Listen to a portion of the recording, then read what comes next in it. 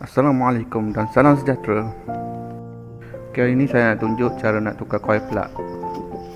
Yang warna hitam bulat macam botol tu ada coil plug lah. Dia dekat belakang bateri.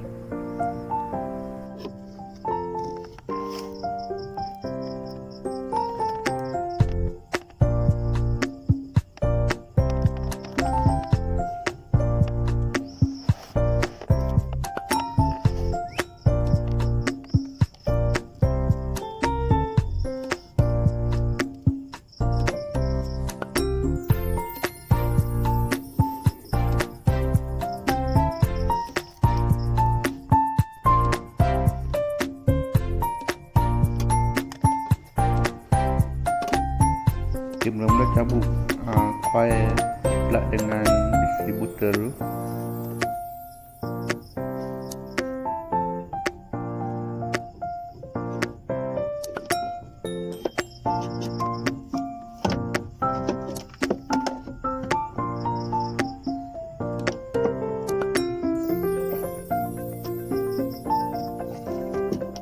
Kemudian tanggalkan dua wire positif dengan negatif dekat coil plug.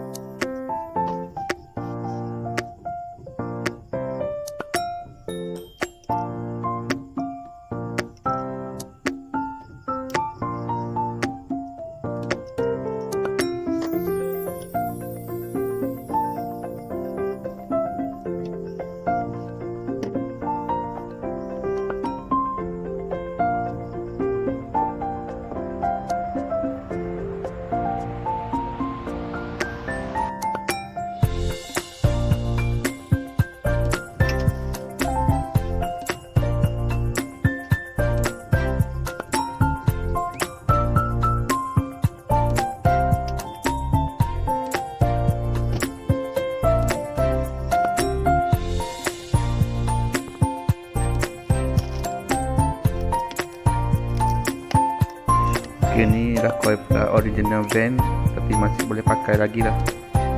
Okay, original ni body dia besi. Kalau yang tak ori tu body plastik, lepas tu tak tahan.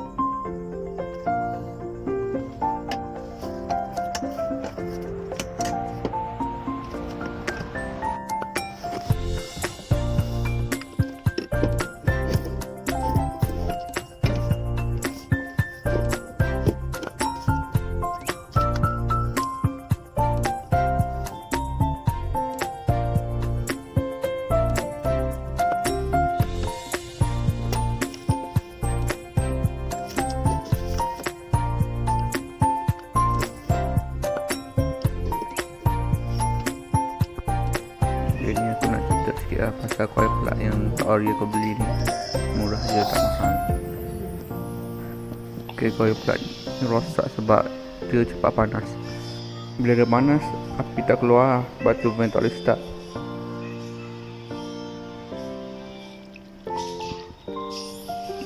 Okay, korang dah boleh dengarkan dia punya cecair kat dalam tu bunyi kuat, berarti minyak dia dah kurang tu.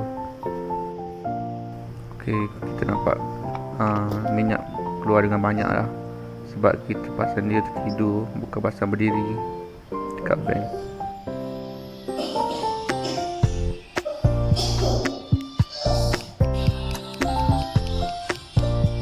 Korang boleh dengar dia punya body tu body plastik lah, bukan body besi. Kalau original body besi.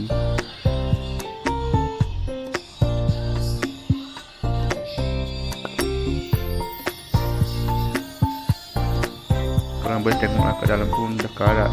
Walaupun 2 tahun lebih aku pakai, dia memang tak tahan lah.